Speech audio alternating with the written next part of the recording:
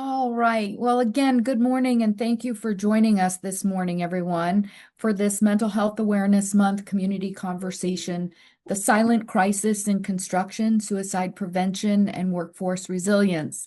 I'm Marnie Stallman. I'm the president and CEO of the Mental Health Association of Central Florida, and I'm so grateful to welcome each of you into this space, a space for honesty, for learning, and for the kind of dialogue that is intended to move our community forward. This morning, we're focusing on an issue that is too often silent, too often hidden behind long hours, tough environments, and a culture that has historically rewarded strength, but not vulnerability. The construction industry is facing one of the highest suicide rates in our country, and behind every statistic is a person, a family, a team, and a story. And that's why we're all here this morning. This conversation is not about blame.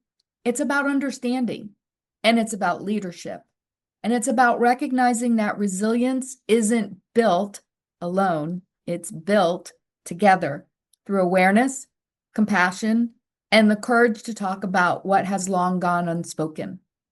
We're really fortunate this morning to have three powerful voices that are going to be a part of our conversation and invite you into that process as well.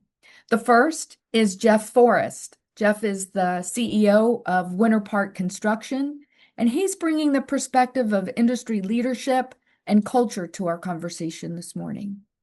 Next is Michelle Doherty, President and CEO of Associated Builders and Contractors, and she's going to be offering insight into the workforce realities and advocacy that is taking place across the field.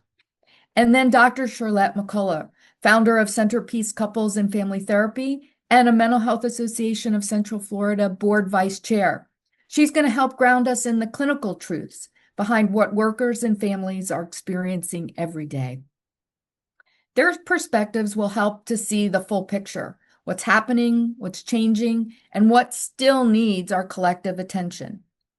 But before we begin, I want to share that this conversation is part of a larger month-long commitment to elevating mental health access across Central Florida.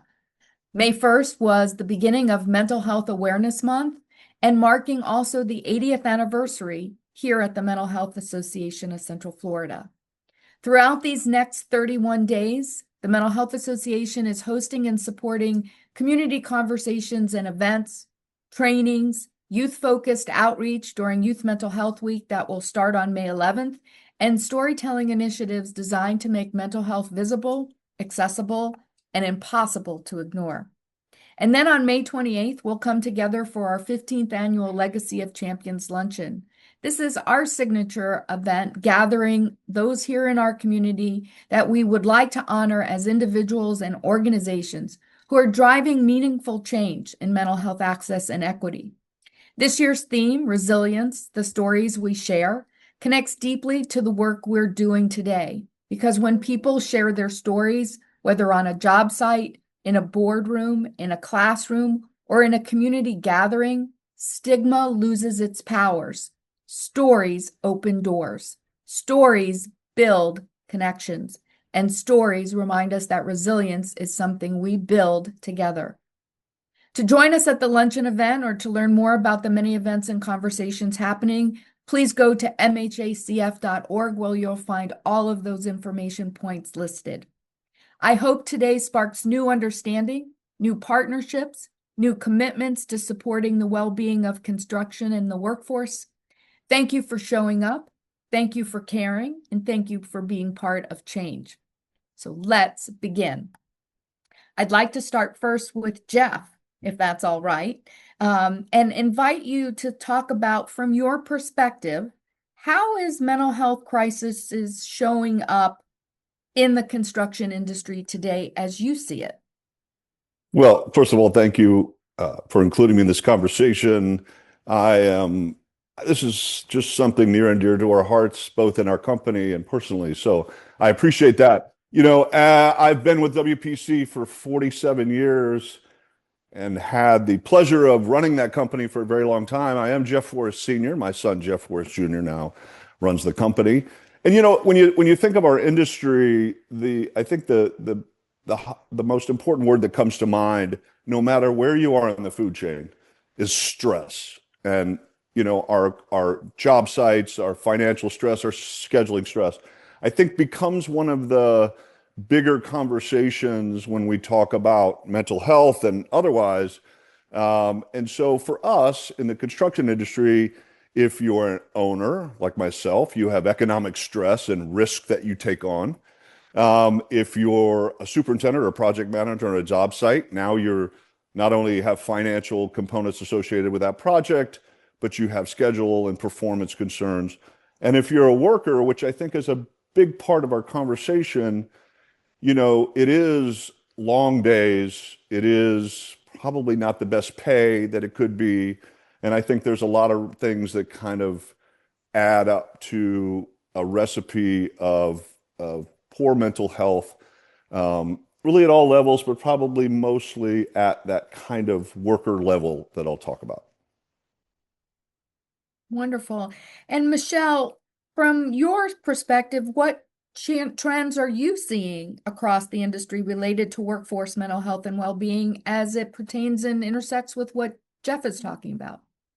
Well, as Jeff mentioned, all the stress, the strain, for a long time, our culture in the industry was tough it out. That was our line. Rub some dirt on it, tough it out. But what we're seeing now, which is exciting, is we're seeing a mental health movement coming from that background to the forefront. And we're seeing for years, we were always focused on the physical, what are the focus for hazards? How can we, mitigate the risks? And you've seen it with us starting to make sure OSHA is there, making sure first aid CPR, and doing all those things. But the mental health side of the house always was unspoken, taboo. But what we're finally seeing is employers realizing, just like Jeff and others, that mental health directly affects safety, it affects productivity, retention, and workforce development. We have a workforce crisis right now. So being number one industry for suicide does not help us grow our industry. So we're really seeing a trend from the employer's perspective of saying we realize that this is an issue. The other thing we're starting to see is as the younger workers are coming into the industry, they're more willing to talk about mental health than the previous generations, Jeff, myself, us long decade individuals were a little more reserved. We're starting to see that they're willing to push companies and say, we want to communicate. We want to know that the company I go to work for cares about my total human health. We're also starting to see, and I'm very excited about, that companies are beginning to understand that check the box EAP is not enough. For a long time, we all just, oh, well, we have an EAP. People are starting to question, what is in my EAP? What help does my workers get? Is 3 sessions enough? And those are the things that we're starting to see companies ask those big questions. So we're really seeing workers coming in and demanding awareness.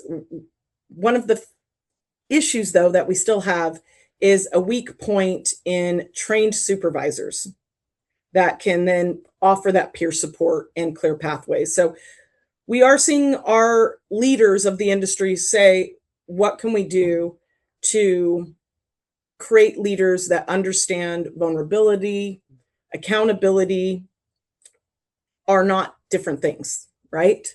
And we're also seeing that our leadership in the ABC family is coming out loud and proud. One of the things that we've always seen is the stigma around mental health. And we're finally having industry leaders say, no, we need, and Marnie says it best, mental hygiene. And I think that we're going to continue to see this issue be front and center. And we need it to do what you do, Marnie, and not have it once for a week or a month. It's got to be a permanent conversation at the toolgate talks, And it's trending the right direction. And I can see clearly behind you how you have demonstrated with just the signage that you've got there and about bringing awareness to 988, getting information. And we're going to talk more about some of those things. Dr. McCullough, you made some interesting comments before we got started this morning that I think are pertinent to talk about, which was that you're starting to see in your practice and in your clinical work some realities behind what Jeff and Michelle are talking about, but urgency as well. And I wonder if you couldn't just spend a few minutes talking about that. Yeah, thank you so much for having me today. And I think Jeff and Michelle gave a lot of things that are reality today that we're dealing with. But from a clinical perspective, I spend a lot of time with people around trauma, stress, relationships, burnout, grief, emotional wellness, and all those things. And sometimes in different careers, people are expected to just hold things together. And the construction area or careers, they're expected to just hold things together. They do a lot of physical work, they do a lot of things that a number of us just don't give perspective to, and then the up and down, of different contracts, their finances, things like that, it brings on a lot of stress.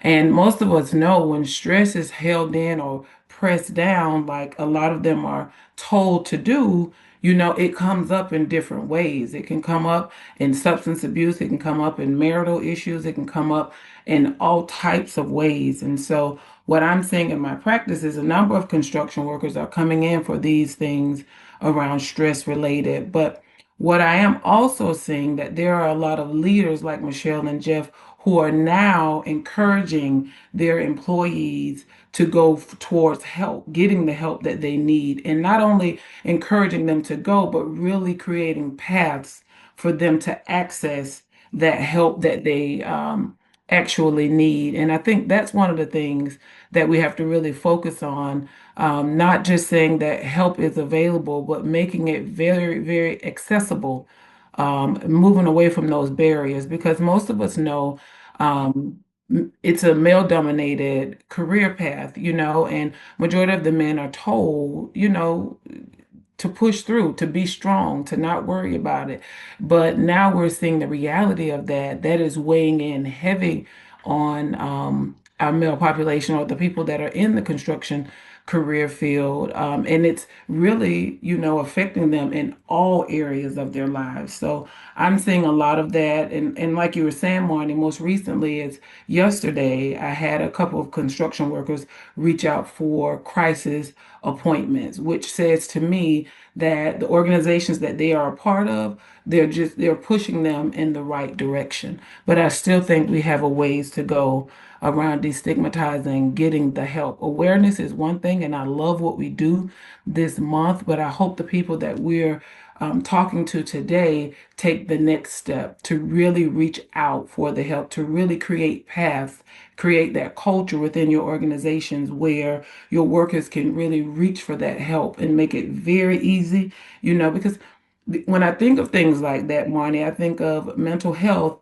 in the construction industry is not only about getting them the help, but it's about in moving, just really putting this in your culture, making it very, very accessible, making it easy, making it an everyday conversation, and just making it easy for construction workers to reach for that help.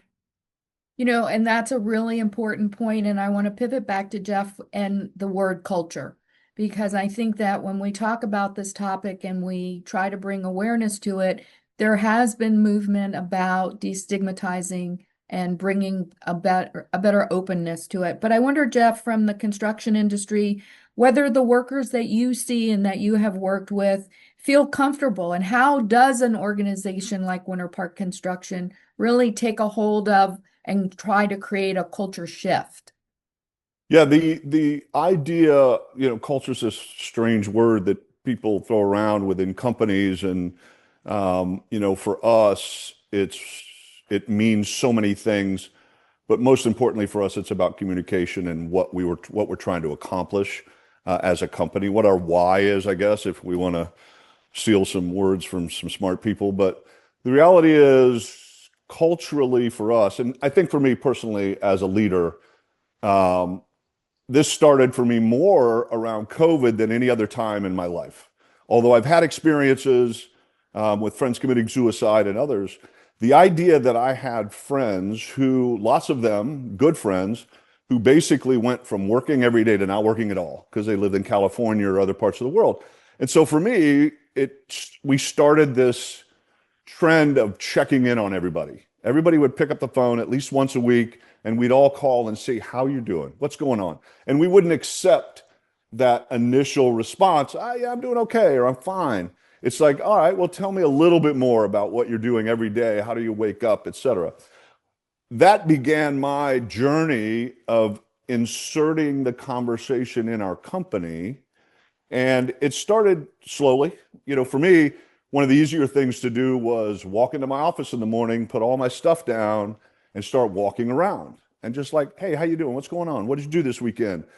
Tell me about your kids. What happens when you ask questions that aren't just general in nature is that you start to see their response and almost feel their response. And that gives you a chance to ask the next question. I think the vulnerability part, especially in a male-dominated industry, although my company is probably more in 33% on the female side, is that they don't want to have that conversation, right? It's a harder thing to draw out. You go on a job site, for example, and you see these, guys that have been working and they're big and they're muscling. Hey, man, how you feeling? How's your mental health or whatever? That's not a natural topic of conversation. So I think top down leaders have to be willing to be vulnerable themselves, have a conversation about something, their own experiences. I've had plenty of those in my career of dark days and anxiety and all the things where you wake up, every night at 2 o'clock and wonder if you're going to survive the next thing. 2010 was one of those years. But culturally within the company, it started probably with me. I'll take that little bit of credit, but by osmosis, it becomes a natural conversation to make sure it's like we want to make sure people are happy to come to work every day. Well, part of that is, are they happy in the sense that they're feeling comfortable holistically? Dr. McCullough mentioned something very important. At home, what's happening at your home? Are you okay? Are you going through some issues with your children, with your 18-year-old son or your wife or whatever? And so all that can be seen. And if you allow the conversation by creating an environment where it becomes more of a natural part of everyday conversation for us. As an example, we have our quarterly operations meetings and we have the safety conversations, right? You have to have those. That's part of our industry. But for me, I walk up to the front of that stage when everybody's done it and go, hey, by the way, I want to tell you a story about a friend of mine or what I was able to discover in my own way, mental health issues and how I worked my way through those, who I talked to, showing a little bit of vulnerability, and then going, listen, if anybody ever needs to pick up the phone at any given time or call me or ask me to come through, I'm opening up my door in such a way that I hope they'll feel comfortable, walking through. And so now my son and my other partners, Sam and Kevin, they're not afraid to start that conversation. And I think it has to start at that level. And then hopefully the trickle down effect, everybody starts drinking the Kool-Aid and they find themselves being willing to be vulnerable as well. Jeff, I really appreciate you sharing some of that lived experience from your own personal stories, because I think it's really meaningful. And the word that I kind of really focused in on when I was listening to you was the two words of anxiety and fear. And that is really at the essence of when we talk about stigma and we talk about what are the obstacles that individuals may face or fear that they will be looked at differently. And Michelle, I wonder if we can pivot to you, because I know that ABC has really invested quite a lot of energy and resources to address that. How are companies in general within the industry beginning to address mental health? How are you pushing it out as a senior executive in the industry and also as a woman? Because Jeff did mention that it is a male, more dominated industry than most others.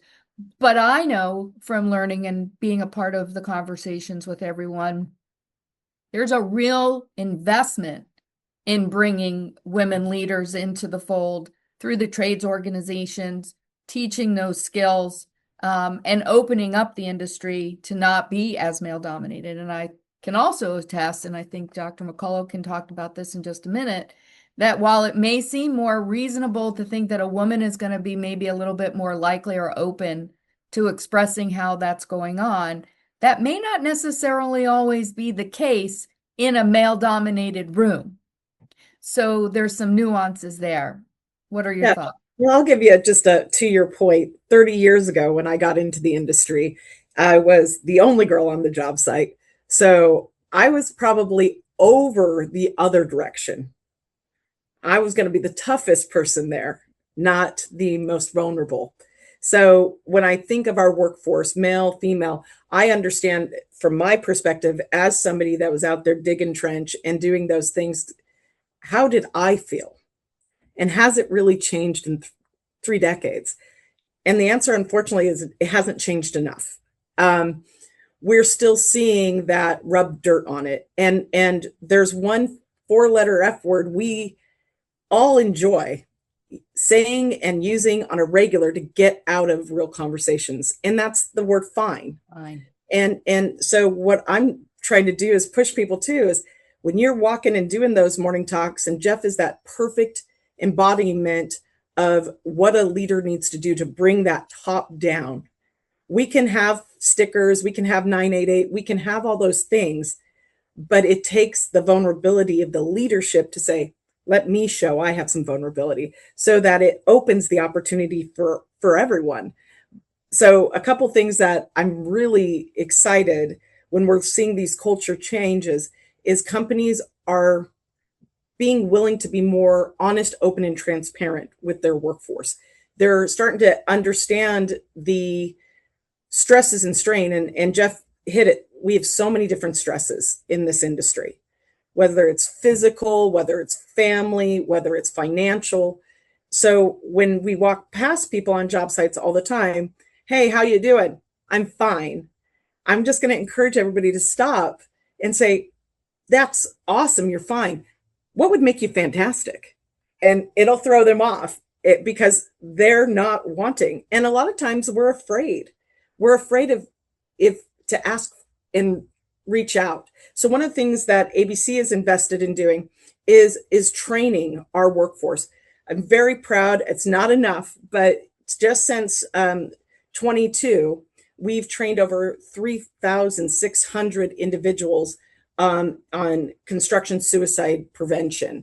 And that's trying to really make sure that our professionals that are out on job sites can identify, see those triggers, and also help to be those champions on job sites that show, hey, it's okay to reach out. It's okay to ask for support. We're open to these conversations. This is a safe place, because at the end of the day, for our industry, we're not being replaced by AI. Mm-hmm. It's not going to our workforce. That's true, Michelle. So the physical human matters. We do not build anything without our workforce. And the more we can focus on just champion everywhere we go that, hey, it's okay. There's several companies here in town that I'm very proud of, that if you go and you'll see their shirts, they'll have their high vis shirts on the job site, and behind it will say, hey, person behind me, you matter. 988. Hey, if you need to talk, I'm here on the job site, you matter. So what we're starting to see too is companies use programs like chaplain programs and third-party groups that will come and do walks and share their information, so that people can feel that there's safe spaces to be transparent. I also highly recommend, when companies see a job coming to the end, that they need to be hyper communicative early on, so that their workers know what's next. whether it's good news or bad news, the more time we can give for them to transition or not have the stress of what's next. Because hey, yeah, this is ending, but we got another job starting right behind it. Here's the plan. Like Jeff was talking about those quarterly updates with your employees. It's so critical to keep them in the loop, because if they have anxiety and uncertainty at home, and then you pile on anxiety and uncertainty of, do I have a job next week? That really puts pressure that can create a lot of the issues that get suppressed and repressed. And by having these conversations about, total human health, it's also helping to address some of the issues that still exist on job sites of harassment or, tough talk, as I'll call it. So I think the more we're raising awareness of these issues, it also is addressing some of the other stigmas that impact our ability to bring the best and brightest into our industry. Yeah, that's so important. And Dr. McCullough, both Jeff and Michelle have highlighted that from a leadership standpoint, setting the model, setting the tone, leading out, having communication is really important. We know, you and I, from a clinical perspective, that sometimes what will prohibit or inhibit somebody from answering the question when they're not fine has to do with that idea about feeling safe. But more importantly, for the person that's asking the fine questions, there's also some anxiety that sometimes originates where people are saying, well, what if they say they're not fine? What do I do then? I'm not a clinical person. Am I prepared to take that on? So I'm going to ask you, from an industry standpoint, for the leaders and peers here, what are some signs that they should be looking for their team members that are indicators that something is not okay? And then maybe we can give also a little bit of, when you see that they're not okay, what happens then? Yeah, I think that's a really good question, because some of us, we do say things like that, like, I'm not a clinician. What do I do next if they do say they're not feeling well? And if someone does just trust you and they do open up to you and become vulnerable to you and say, hey, I'm not fine, I'm not feeling well, it's not for you to solve it. The next step for you is just to lead them to a resource where they can get the help that they need. That's why I think these types of conversations are so important for all of us to participate in. It may not be for yourself, but for your peer. And I think I heard Jeff or Michelle say something earlier about leadership being trained in mental health awareness and things like that. I think it's so important for our leaders to understand the training behind mental health advocacy. And it's not about providing treatment, it's not about taking the next step for them, solving it for them, but it's being able to initially know when a person says this, or a person is saying this, or they're behaving this way, that may mean this. So it's not so much about someone saying, I feel depressed, because a lot of times in this industry, they're not going to come out and just say, I feel depressed today, I feel sad today. But they may say something like, I just don't feel good today. Or you may notice that they're withdrawn. You may notice that they're not joking as much. You may notice that they're not engaging with the group as they normally would. You may notice that they're silent, or if you ask them how they're doing, they're not saying anything back to you, understanding like, oh, this may be an indicator that something else is going on.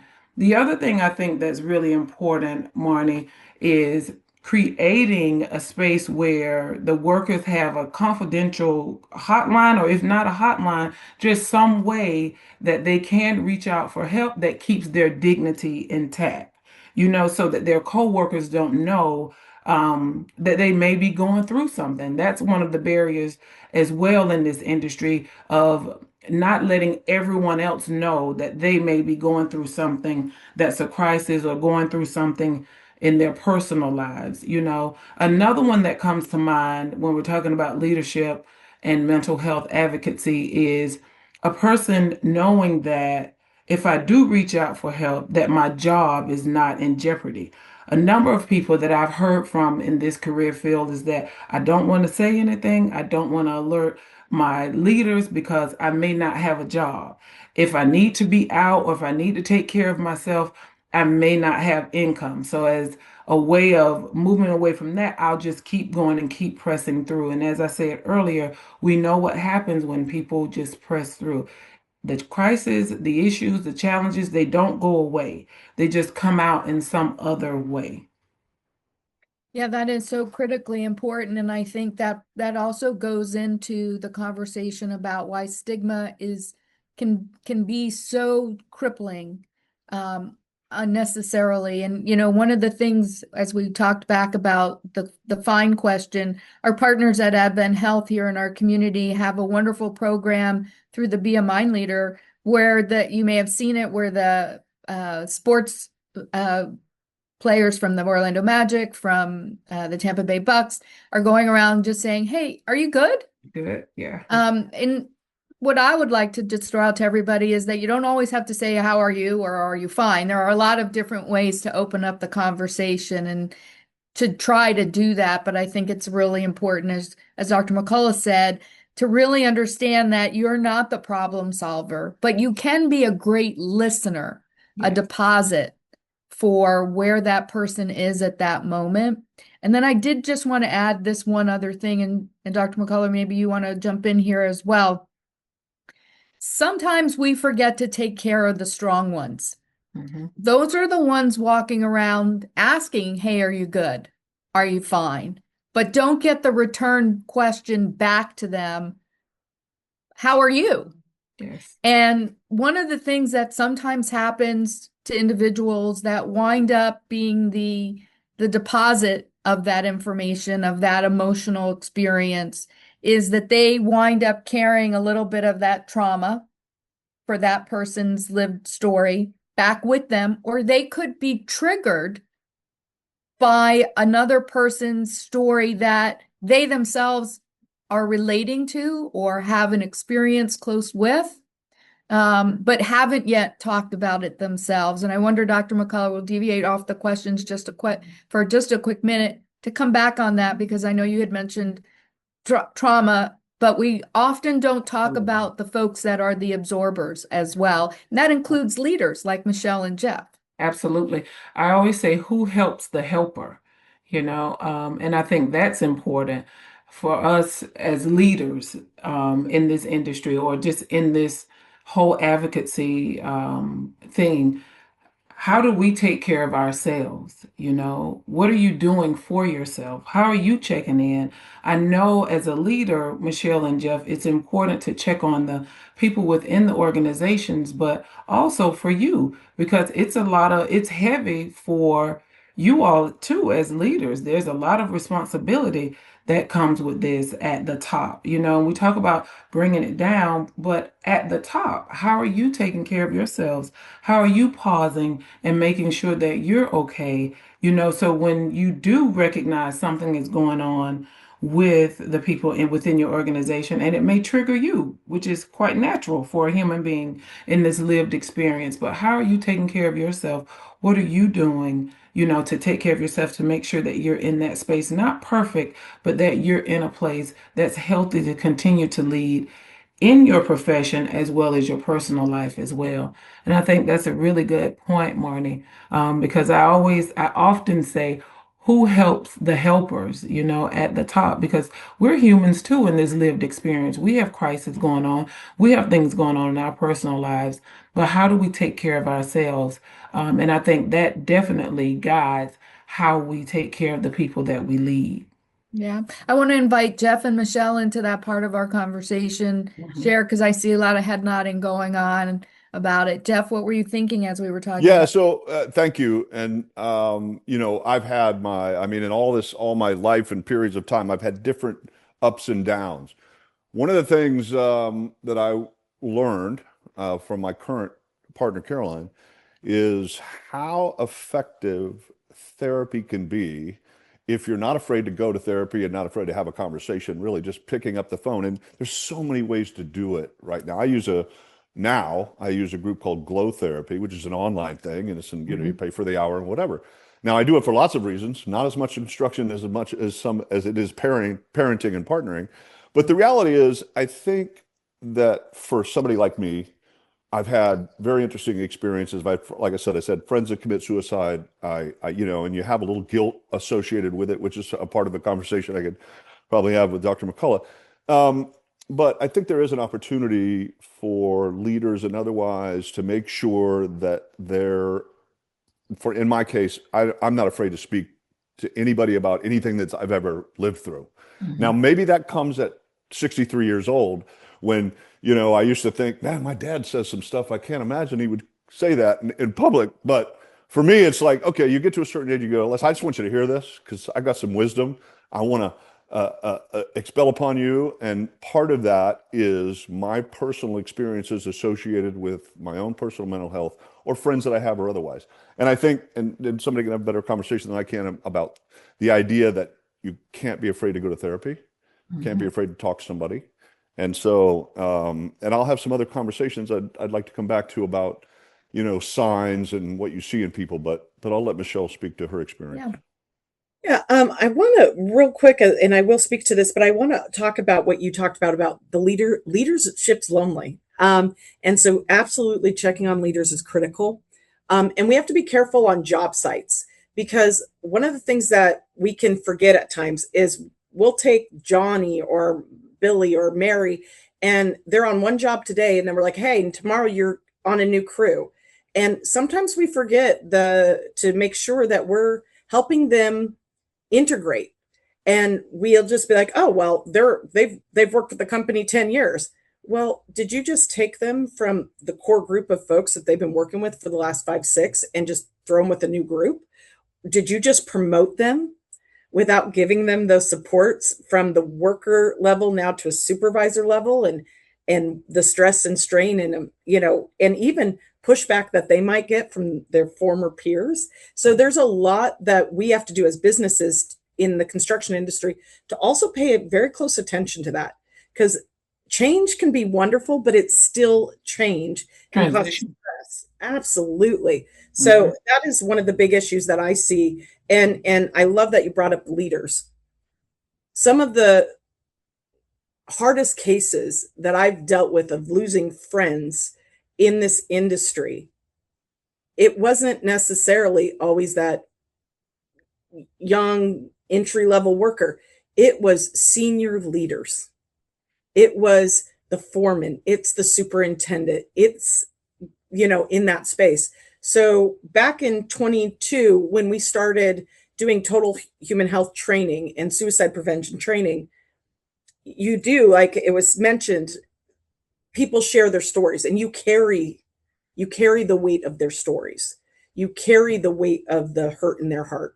So we actually at ABC set up a peer group for all of us that are doing training. And we have a monthly, not everybody calls in every time, but it's a call for us to have like a little group session.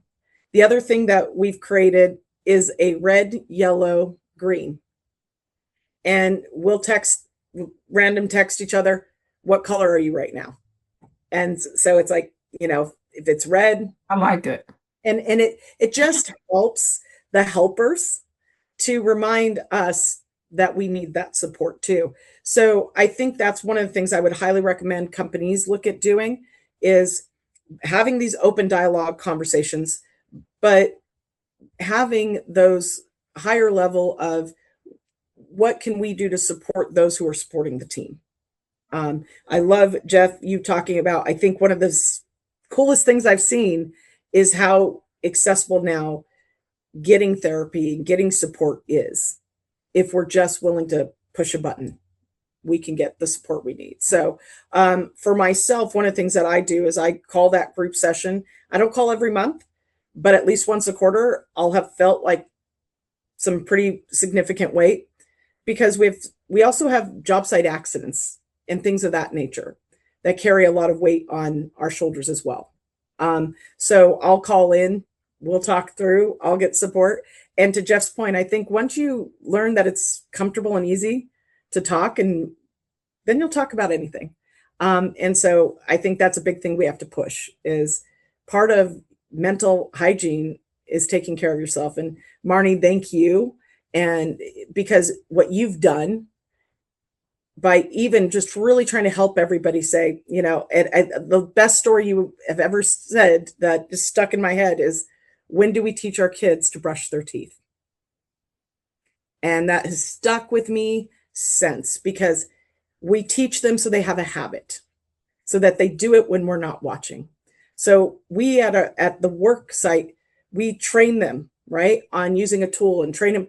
So if we can help at day one orientation and all the way through, we can help build those healthy habits on our job sites and not have it as an exception. And normalizing the conversation to the Yes. point where it does destigmatize and takes away that fear. And Jeff, you mentioned earlier that you wanted to talk a little bit more specifically about some of the key things that you were doing and signs and symptoms. So I want to invite you to do that.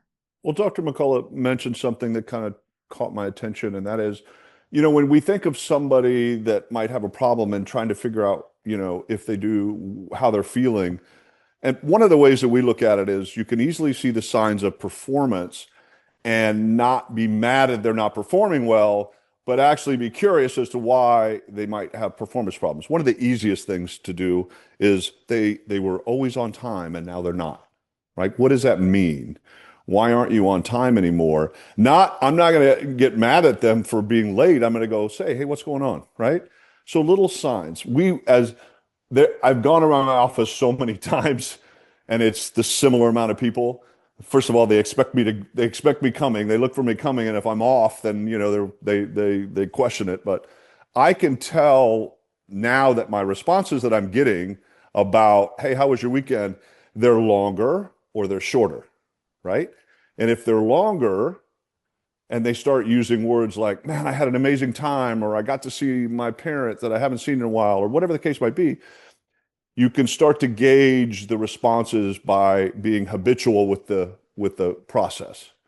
And so a symptom of performance is not necessarily that somebody does it. It could be that they don't know what they're doing or we're not training them well, but it is what is happening in their world that's changing the way that they're now performing based on what our experiences have been with them.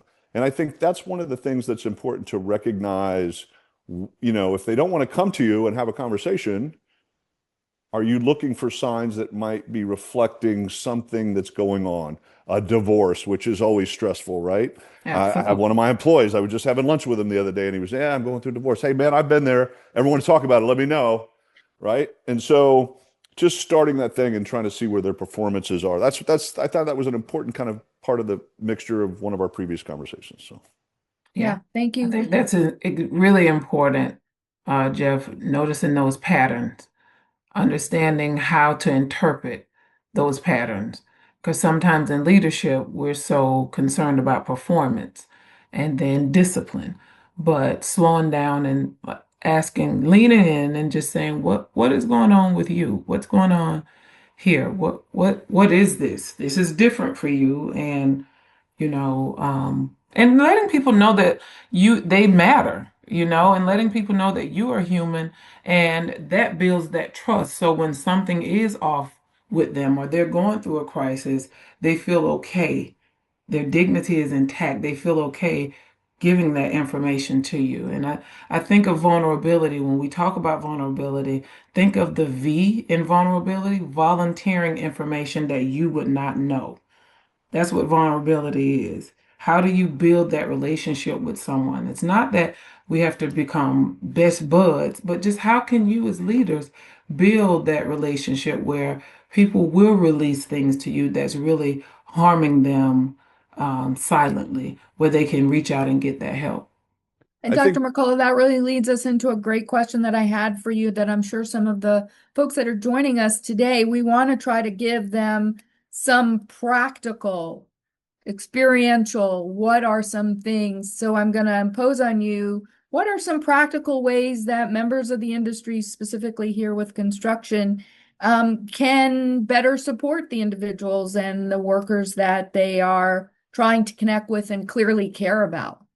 Absolutely. And I think we mentioned a lot of them earlier, but one that I really want to drive home is not only having resources for your workers, but also have a clear path where they can access the help confidentially.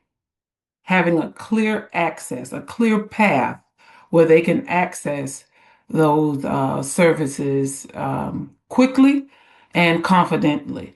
Another one is just making sure that we're talking about mental health, that we're normalizing this conversation and not acting like mental health is something on the outside, but bringing it inside. Just as you all talk a lot around safety, making mental health a part of that safety conversation, because a person that's distracted, a person that is full of anxiety and fear, there will be issues on the job, if those things aren't mitigated or those things aren't treated for that person. Also, continuing conversations like this, allowing your workers to see you as the leaders being human and talking about these conversations.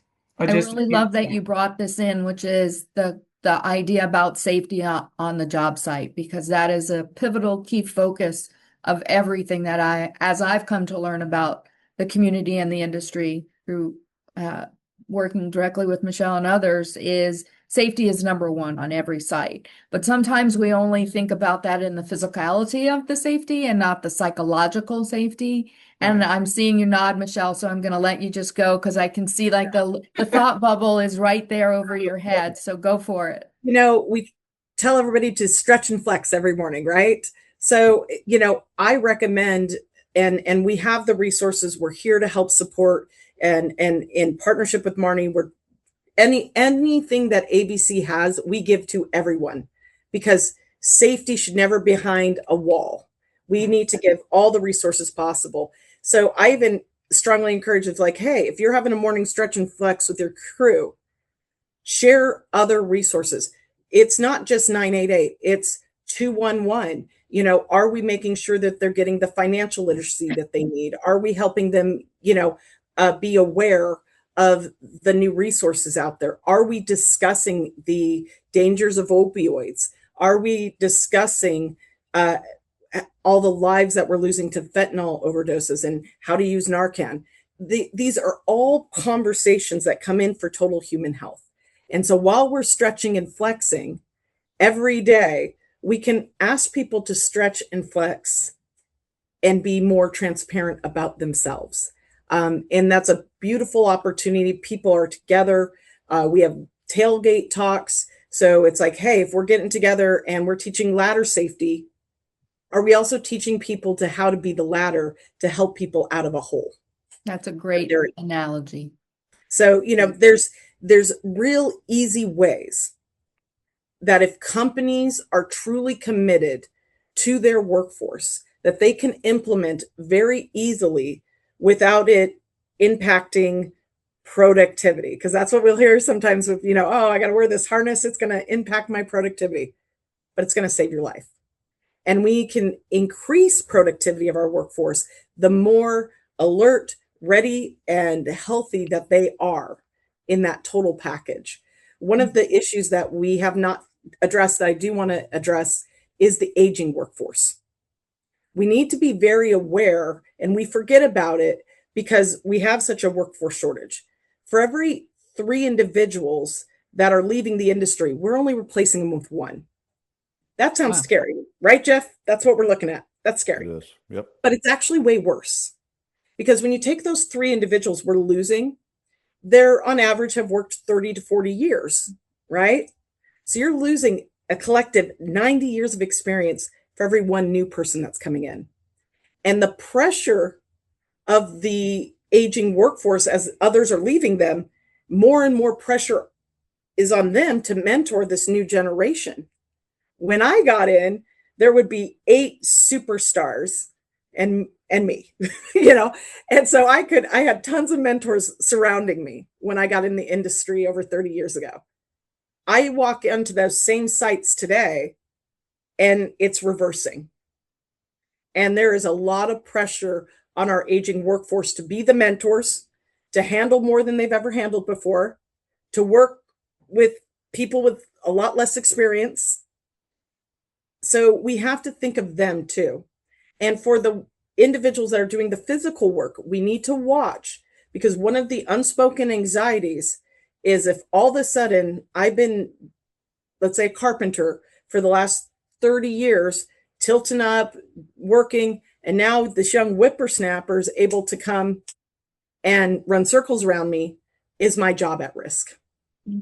So these are those conversations that I'm strongly encouraging as we're doing our safety trainings, as we're always putting safety first. Safety is total human health. It's the physical, it's the mental, it's the spiritual, it's all of it matters. And so if companies truly say safety is the most important thing in their company, then they're going to need to focus on that total human health perspective, because there's a lot of physically healthy people that take their lives every day. We lose 5,000 people a year. And that's a really good point, Michelle. People who are distressed, people who are going through things silently, there isn't a specific look. So that's why these ongoing conversations and making sure as leaders that we are doing safety checks, psychological safety checks, that we're making sure that barriers are not causing people to not reach out for help. So things like that, I think it's really important. We can't look at a person and say, oh, they're going through this, or they're looking like they're going through this. Depression doesn't have a look. Stress doesn't have a look. Someone who's having suicidal ideations, someone who has a real suicidal plan, it doesn't have a look. That's why it's so important to have these types of conversations ongoing, and also have these resources and a clear path, easy path to have access to the tools to use them. Yeah, I think that's so important, because we typically try to maybe stereotype that when individuals are experiencing depression or anxiety or in the midst of an internal emotional event, they tend to maybe think that that's a withdrawn look. Mm-hmm. It can also manifest itself as a very aggressive or assertive look, the opposite. And so it's very unique, and not, I love that you've pointed it out, that there isn't a type or a look of this. And I wonder, Jeff, because we're kind of coming to the end here and I want to close, I want to make sure we allocate. We've got some folks on with us this morning that I think really respect the work that your company has been invested here in the Central Florida area for decades. And I know that this journey that your organization and your team have been on has been an evolution to come to this point. I wonder if you could share some specifics of things that you're doing as takeaways, or one or two that you'd like to show or share with the community that's on with us this morning about what's taking place within Winter Park Construction and what's working. So it's a work in progress. There's no question about it. And there's no perfect formula for this. And, I can stand in front of a camera and talk about a lot of stuff, but I actually have to go do it. And so does everybody else. I think I'm blessed in the company. I'm blessed with having my son, who's a wonderful leader, learning. He's got imposter syndrome because I'm a second generation leader from my brother, who was amazing. And Jeffrey watched me grow up in the company, and now he, runs this thing and is always wondering if he's going to be good enough to live up to, I always tried to live up to my brother, which would have been impossible. And, and he'll be better than I am, no question about it. The reason why I explain that is because my son and I have a great relationship, in the sense that we're not afraid to talk to each other about hard things. And so, if I'm going to throw some nuggets out there, and Michelle brought up a wonderful conversation about aging workforce. And I know we don't have a lot of time, but the young people that are in this business, lots of them, it's their last resort. It's not their first choice. I don't want to go into the construction industry. And I'm generalizing a little bit, but the point being, if you look across our industry at the age groups, I'm 62, getting ready to be 63. I'm ending my career, which has a whole emotional component, which my son and I just talked about, right? So that conversation that Dr. McCullough speaks to, and the things that Michelle speaks to about communicating, not and digging and looking for signs and all that stuff, I think that's it, right? I think that we can make this very complicated, and emotions and anxiety and all the things that we talk about are complicated, but they can start with simple levers of talking and communicating and creating safe environments. This is my brother used to call this a five-star crappy business. It's a hard industry where you're taking a lot of risk and you're not making huge margins. And the mistakes can just cause so many things at whatever level you are in this business. And so making sure that we're out there in front of people, creating an environment that's safe, digging, that's the nuggets for me that I would share. And we're learning to do that still. I mean, again, it's an ongoing process. Thank you. Michelle, we've got about 2 or 3 minutes left, so I'm going to give you a minute to close and then a minute to Dr. McCullough, and then I'll close. What are some final departing thoughts for this morning, that maybe some resources that you can share out with everybody? We've got a number of different things that are going to be here that you've seen in the chat, and I know you wanted to highlight a few of those. Yeah. Well, again, Marnie, thank you. Thank you so much. I think it's important for everybody to pay attention that 80 years that the association here has been fighting in Central Florida. So I think it's important for people to realize mental health is not a new conversation. Okay. And so I thank you for all of your guys' or association's dedication to mental health. A couple wonderful resources that we have available. We have the Construction Alliance for Suicide Prevention, where we have tool talks, where we have videos, where we have resources, where we have company assessments that they can do on what are they doing, self-assessments.